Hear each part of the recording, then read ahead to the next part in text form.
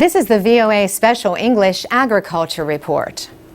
George Ballas of Houston, Texas, lived a long life.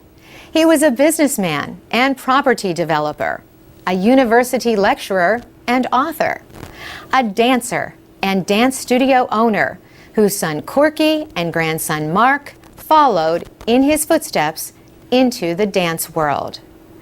And Mr. Ballas was the inventor of the weed eater. The man who found an easier way for people to cut grass and weeds died in Houston on June 25th. He was 85 years old. George Ballas was born in Louisiana. He joined the military at 17. He served in World War II and the Korean War.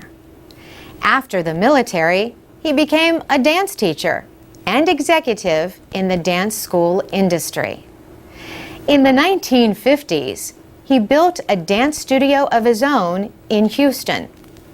People called it the biggest in the world.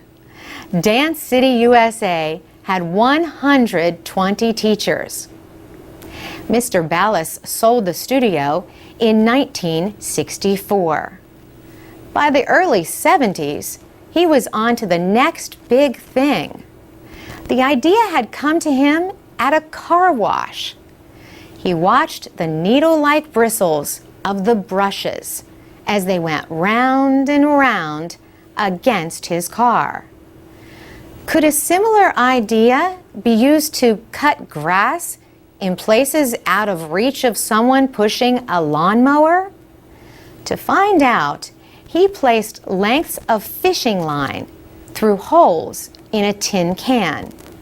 He attached the can to the spinning part of a motorized grass edger. The result? A revolution for millions of people who cut grass for a living or just to keep their neighbors happy.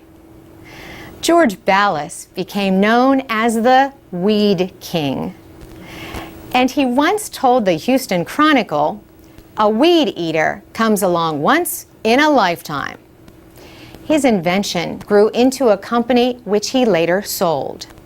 Today, his idea lives on in a new generation of string trimmers and edgers that people often call weed whackers. The noise may not be the nicest, but neither is a loud mower. Trimmers work well in corners and along walls and fences. They also avoid the use of chemicals and the labor of pulling weeds by hand. Of course, in the wrong hands, a weed whacker can do damage like any other power tool. The high-speed cutting line can whack pieces out of trees, wood fences, stone surfaces, or bird baths. In 1952, George Ballas married Maria Luisa Mirolanda, a flamenco dancer and film actress. They were together for 59 years until his death. For VOA Special English, I'm Carolyn Presutti.